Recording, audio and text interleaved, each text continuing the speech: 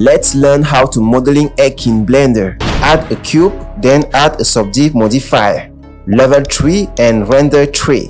Go to edit mode and select the top face. Now move it on Z axis and scale it down.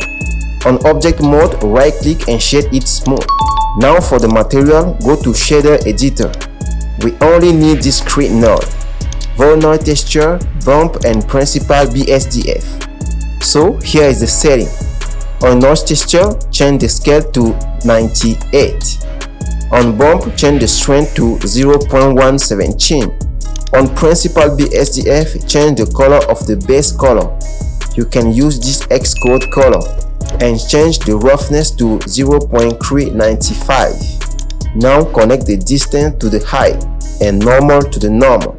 And that's it. Thank you so much for watching. See you next time.